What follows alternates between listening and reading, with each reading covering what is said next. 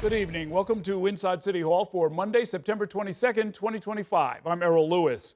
We are less than 2 months out from Election Day, and the race for mayor is entering the home stretch. Democratic nominee Zohran Mamdani joined me this morning for a walk in Astoria, Queens, and a stop at a cafe. We had a wide-ranging discussion about his time living in the district, the key supports that he has received from top Democrats in Albany, what it would mean to become the city's first Muslim mayor, and much more. We recently took a similar walk with Andrew Cuomo, and I'm looking forward to doing the same with Curtis Sliwa and hopefully Mayor Adams. We begin tonight with the first part of my conversation with Assemblyman Mamdani. So you decide that there's enough going on and that you've got a chance. I mean, so strategically, you know that you can pull it off because you know how to run a campaign at that point. But what was for you personally, like, okay, this is better than being a foreclosure prevention specialist? You know, I think it came back to the systemic nature of this. It came back to when I was sitting at the office and speaking to a colleague of mine, actually my supervisor, who had just done a report on home ownership in Queens and found that 1/3 of all purchases were being done by unnamed investors. It was a problem that spoke to tenants who were being priced out of their own neighborhoods. It was a problem that spoke to homeowners who, if they were delinquent on property taxes or water bills, would face a property tax lien sale. And all of this reckoning with the fact that it was Albany that often made many of these decisions around the state of the law and what protections would exist or lack thereof. So let me ask you about the ultimate solution, right? We know you're pushing for the rent freeze for stabilized housing. To what extent do we have to reconfigure the basic math of how all of this gets done? I mean, I've been talking with a number of people, including your former classmate, I guess both assembly class and maybe high school class, Kenny Burgos. Mr. Burgos. Yes. Talking about how, look, if he says the problem begins and ends with property taxes, that if you're not dealing with that, which is like a 30%. Good morning. that if you're not dealing with The young voters delivered us this election. yeah, right. They get younger all the time, right? Yeah. So if you're not dealing with the property taxes, he says, you're not really dealing with the problem. You're putting, a Band-Aid on a broken leg, so to speak. What do you think of that? And is there room to try and get a big lever like taxes to sort of move incentives, have it passed down to the tenants, and really create some long-term, deeper affordability or even rent rollbacks? There are a number of things that Kenny and I disagree on. This is one of the things that we agree on, is that the time has come for a change to our property tax system. And I say that as someone who serves on the Real Property Tax Committee in the State Assembly, as someone who has looked at this system, sought to introduce legislation to augment this system, and yet been told that the scale of this is one where the Assembly, the Senate, Albany in general is waiting for the vision of the mayor. Okay. And this is a mayor right now we have who said that he would fix the property tax system within 100 days of taking office.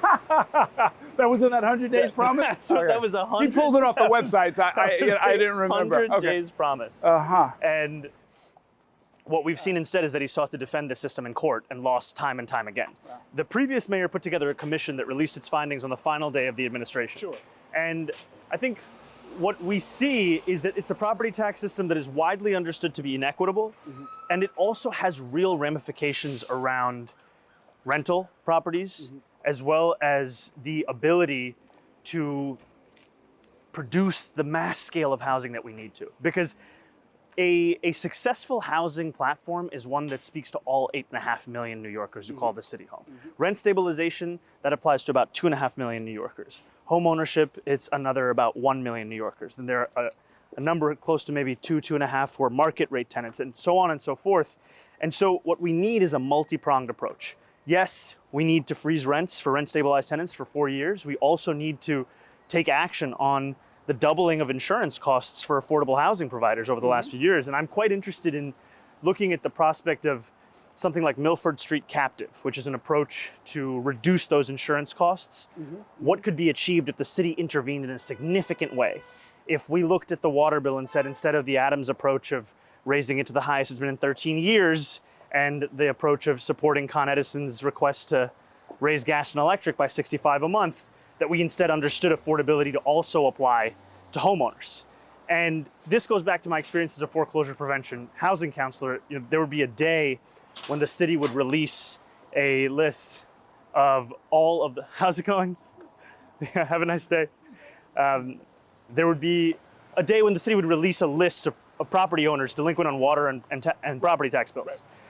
And that day it would have their name, it would have their addresses, and I would speak to New Yorkers who would start to be harassed on that very day by people looking to buy their properties in cash. One client told me that they were being followed in the grocery store.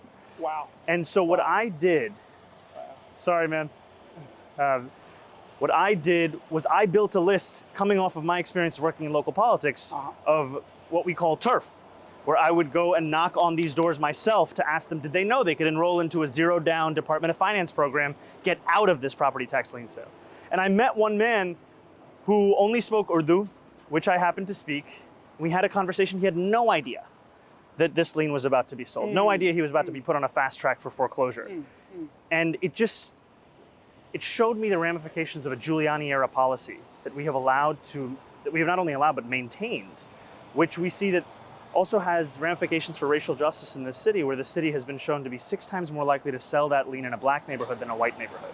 And so that is also the same part of the affordability agenda as freezing the rent, as taking on insurance costs, as going to Albany with a property tax reform vision. So now, I mean, one reason the prior mayors have not been able to do it is, number one, it is complicated, right? And there are a lot of oxes to be gored and so forth, a lot of trades to be made. But the other part of it is that so much of the city's revenue comes from property taxes that ultimately they don't want to touch it. And I, in fact, was talking about this with someone who suggested, it might even have been Kenny Burgos, that a Mayor Mamdani is going to find the same kind of math, that to pay for a lot of the different things that you want to do, you don't necessarily want to start messing with the major source of revenue, which is property taxes. Look, I think that we've allowed that kind of thinking to carry on for quite some time. And what it's left us with is a diminishing faith in government, where so many New Yorkers know that the system is unfair, that the system is inequitable, and yet it continues because, as you've said, the difficulty with which you would change it. And thank you, brother. Thank you. Thank you. But I think that New Yorkers deserve a mayor who will actually try, who will go to Albany. I can tell you that, having been in Albany throughout the Adams administration, there was not much outreach being done on the question of property taxes. Right. And there will be winners, there will be losers, there's no question about it. And yet, to allow this to subsist it's part of why we are in the situation we are. So is it fair to say that that'll be part of your whatever 100-day agenda and so forth? No, the difference between myself and Eric Adams is I make promises I intend to keep, and I am not going to tell New Yorkers in 100 days it's going to be done. But this will be a part of our Albany agenda, and it will be a primary part. It will take its time. It will be difficult, but it requires continued focus, and that's what we're going to bring to it. Okay. This is a remarkable strip with so many small merchants. As an assemblyman, have they sort of come to you with what their needs are? What have you learned from them that you might want to take to City Hall? You know, that's actually where our office used to be. 2814 Steinway was our campaign office back in 2020. Oh, in the height of the pandemic. We put down, I think it was about $12,000, which was an incredible sum of money for a campaign just starting up. And then a few weeks later, the world shut down. Right. And then we actually transformed that space into the home of the Astoria Food Pantry. Oh, okay. Because I saw on Instagram that a fellow historian was running a food pantry out of the trunk of their car. Oh. We said, here we have an empty office, please use it. And now they're actually further down there. They feed hundreds of families across Astoria every week. Mm-hmm. But what I've heard from so many of these small businesses, first and foremost, is, wa alaikum salam, how are you, habibi? Is the importance of actually conducting outreach to these businesses as opposed to waiting for them to come to you. there is a real sense in government of a kind of passive nature of a relationship with people around you. When you are at a district level like this, and you are able to knock door after door, knock business after business, you can hear about these issues. And some of these issues have ranged from concerns around SLA and actually getting their license. Some of them have ranged to issues with Con Edison, and just the ways in which people are being billed, and just the nature of that cost continuing to skyrocket. And what we've also found is that this is a symptom of a larger issue in New York City politics, where we have a team, for example, right now within SBS in city government called the BEST teams. These are business enterprise service teams. They are intended to serve small business owners. Today, they only serve 3% of those small business owners. And that's part of our vision to increase funding for that team so that the number of those served can skyrocket. Sure. Because what we see right now is many do not know of the services available to them. Many do not have a clear number to call when they are facing the kind of an issue. And oftentimes, when they're calling my assembly office, it's because systems have broken down. They don't know where else to go. The city needs to make it much easier for that to be the case. The last thing I've heard is the arbitrary nature of many of the fines and fees that these businesses face from the city. I've heard time and again from small business owners that it depends more on who the investigator is that day than what the violation is. And so that's part of our commitment to cut fines and fees by 50%. The de Blasio administration did it by 40. There's no reason we can't go 10 more. And a recognition of the fact that a $116 billion budget is not funded by a restaurant having to pay $25 a year for the right to sell a frozen dessert. The important thing here should be about compliance, not about punishment. It is time for a break. Coming up, I'll bring you part 2 of my interview with Zohran Mamdani, where we talk about his recent key endorsements and what it all might mean for his agenda if he gets elected. Later on tonight, the third and final bid for a casino in Manhattan went bust today after a committee voted to reject the proposal. Stay with us.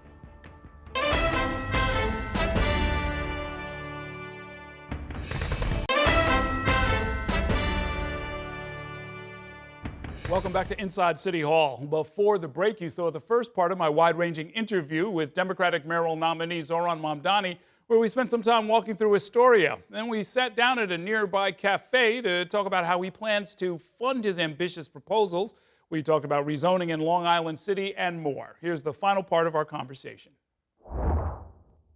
So I noticed as we were walking here to Mo Cafe that we passed Turkish coffee place, Colombian coffee place, Brazilian coffee, all kinds of coffee. But I understand there's something special going on with Yemeni coffee. Well, we are sitting right now in Mo Cafe, and it's one of the many Yemeni coffee shops that have been born across the city. Just on this street, we have Mo Cafe, we have Mocha & Co., we have Haraz, we have just a few blocks over Kahwa House. These are all different Yemeni coffee shops that have in many ways provided a third space for so many New Yorkers. Because unlike coffee shops that New Yorkers have come to know, they don't close at 5 or 6 p.m. They are not geared around the workday. They are geared, in fact, around communal life. And so, especially during Ramadan, I would tell you that you should budget some extra time, because this is like the Muslim club. And getting in here will take its time, because this is where everyone is, whether it's at midnight or 1 a.m. or 2 a.m. This is a place for people to come and meet each other. And it's, I think, a reflection of how small businesses are such a critical part of a community, because they provide a place of belonging beyond just the home or the work or the way on the way. Very interesting. I wanted to ask you about your, I heard that you run marathons. Run is a strong word. Well, I participate. I heard, yeah, participate. I heard that you've done it twice, and yes. I wanted to know when this happened, because we've been talking for a while now, and I was like, when did he do this? When did he have time to do this? Blink and you would still see me. That's the pace that I was running at. I ran a marathon last year in November. I ran it with a T-shirt that said "Eric Adams raised my rent. Zohran will freeze it on the back." So that was at the beginning of the campaign. I ran it also. I mean, but you really ran it. That was 26 miles. That wasn't just for like a little YouTube video. 26.2. Yes. Let me tell you, the 0.2 hurts. But it was one of the best days of my life. I've run the New York City Marathon twice now. I was set to run the Berlin Marathon. I had trained for months, and then the MTA announced that our free bus pilot was starting on the day of the marathon. So I stayed and rode the buses. But it is such an amazing way to see this city, and to see all the beauty and the breadth of this city and the 5 boroughs of it. And I think for so many New Yorkers, a reintroduction of this city to ourselves and also to the world. And I think often about the World Cup and how it can hold that same promise. You trained for that? Trained For the World Cup, or no, for the marathon? For the marathon, yes, I did train. Okay, good. And let me tell you, it's not easy running so slow because it takes much more time than if you run quickly. Oh, interesting. People That's just part of it. Yeah, you do have to pace yourself, as they say. Yes. Let's talk about politics. Last week, you got endorsements from the governor, the Speaker of the Assembly, and the Senate Majority Leader. The obvious question is, does this signal an ability to get things done in Albany? And was that sort of on the agenda as you were talking with them? You know, the agenda was always at the heart of those conversations. And that's what I appreciate so much about this support from Governor Hochul, from Speaker Hastie, from Majority Leader Stewart Cousins, is that it's an endorsement not just of me as an individual or as a candidate, but of the platform that we're running on. And the fact that these are, in fact, the partnerships that will be at the core of delivering that platform. Mm-hmm. And so much of what we've spoken about over the course of this race, it has roots in Albany today. You know, when we speak about universal childcare, the governor has talked about that as part of her vision. When we speak about fast and free buses, that is something that was delivered really with a lot of leadership from the legislature. And when we speak about increasing taxes on the top 1%, you can find that in the one-house budgets of both the Assembly and the Senate year after year. And this came in the same week as we received endorsements from Controller DiNapoli, as well as Congresswoman Yvette Clarke, who's also the chair of the Congressional Black Caucus. Yeah. So I mean, when it comes to taxes in particular, the governor has said that's DOA, right? I mean, what was your conversation like with her, understanding that you're pretty far apart on that rather important issue? You know, it was a conversation that understood that wherever there may be disagreement, it doesn't preclude us from finding places of agreement. And the importance of universal childcare, the importance of making the most expensive city in America affordable. And I've always said that the most important thing to me is that we fund these initiatives. I think the most productive and straightforward ways to do so are these two tax proposals of raising the personal income tax on the top 1%, of having the top corporate tax rate match that of New Jersey. However, if there is funding to be found from elsewhere that can fund the same initiatives, the most important thing is the funding of them. Well, when it comes to other top Democrats, because there's an almost daily headline about, has Chuck Schumer endorsed him yet? Has, Hakeem Jeffries endorsed him yet? And I'm mindful. Well, first of all, are you courting them? I guess is one question. And then related to that is, I've seen with some top Democrats, Joe Biden, Nancy Pelosi, they've said to other Democrats, look, you can run with me or you can run against me. Do whatever you have to do in order to win. And I'm wondering if that's part of the consideration as you're talking with these national Democrats. You know, the conversations I've had with Senator Schumer and Congressman Jeffries, they have been conversations that I've appreciated and ones that have come back to that same focus of how do we make the city affordable and the recognition of the fact that we have many of the same constituents. Mm-hmm. And I think too often politics has been one where tension has been an innate part of the relationships between different levels of government. I mean, there was a while where the only speed it seemed between City Hall and Andrew Cuomo's Albany was war, to the extent where New Yorkers were told that the governor didn't even control the MTA. And we were left to wonder if it was the city, in fact, when we knew it wasn't. And what I've appreciated is there is an interest in working together. And for me, this is, yes, there are parts of these conversations about November. There's a lot of it also about January, mm-hmm. and making sure that when we get into office on January 1st, we are hitting the ground running with relationships that are ready to work to the benefit of New Yorkers. Well, let me ask you a little bit differently. If the considerations that Senator Schumer and Hakeem Jeffries are pushing for as the majority leaders of their respective conferences involve stuff that has nothing to do with New York, trying to pick up a crucial seat somewhere in the Midwest or something like that, are you comfortable with that as the rationale for, like, look, I like you, we'll do some great things together, but if we don't have a majority, there's nothing we can do. And getting to a majority means maybe keeping a little distance from Zohran Mamdani. You know, I would let Congressman Jeffries and Senator Schumer speak for themselves in that. I would also say that I am so proud of the coalition that we built to get us to this point, because it's a coalition also of a number of constituencies that we were told to expect to never return to the Democratic Party. It's a coalition that was powered by young voters, that was powered by Asian voters, that was powered by tenants, many of the same constituencies that oftentimes are not looked at as having a likelihood of voting. And those are coalitions that can exist anywhere across the city, across this country. And I think it's important for us to build a politics that welcomes as many people into this tent so that we can actually deliver the thing that unites all of us. And if somebody's not quite ready to get under the tent with you, is that a problem? Is that a deal killer? Is that something you want to spend time on, or do you just kind of move forward? The most important thing to me is delivering the agenda. And if someone wants to work together with me on delivering that agenda, that's what I care about the most.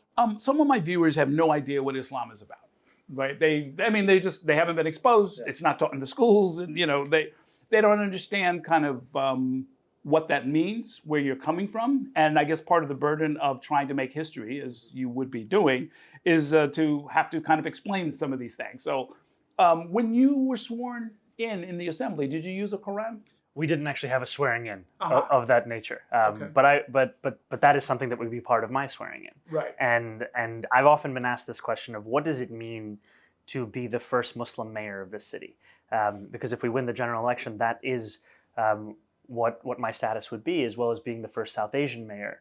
And I often think about my grandparents, Yusuf and Kulsum, who really raised me to understand what Islam meant. And one of the key lessons I was taught from a young age was that to be a good Muslim is to be a good person. It's to help those in need, and it's to harm no one. And it was through them that I learned about the month of Ramadan, which is this beautiful month where most people know it as the month where we as Muslims fast from sunup to sundown. We don't even drink water, which is oftentimes a question that I'm asked.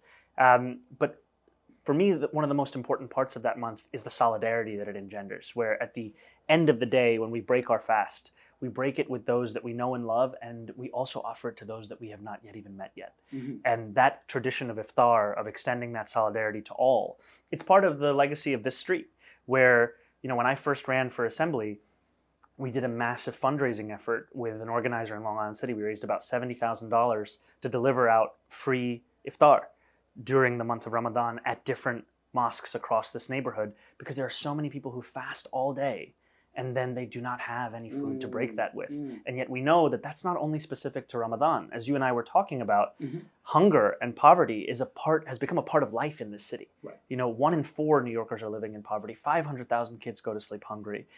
Food is something that is out of reach for too many. And that has to change. And the other thing I'll just share with you is it was my grandmother that told me at a young age that to smile is also to follow the teachings of the Prophet. And it's a sign of respect. And so from a young age, I was encouraged as what piety can actually look like takes many different forms. Ah, interesting. So smiling is piety. That's I like what that. you taught me. I hadn't heard that before. Yeah. A couple of other questions. One is with the UN General Assembly in town, the question comes up about how the mayor of the host city is going to interact with the various world leaders.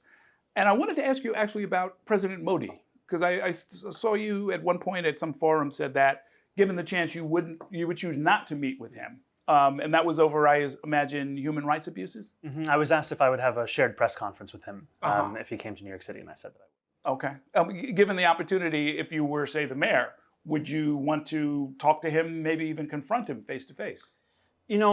I've shared my criticisms of the policies of Prime Minister Modi's government, and I think policies that have been one that many have taken issue with over the course of time in the ways in which they seek to create a vision of India that doesn't include all the people of that nation.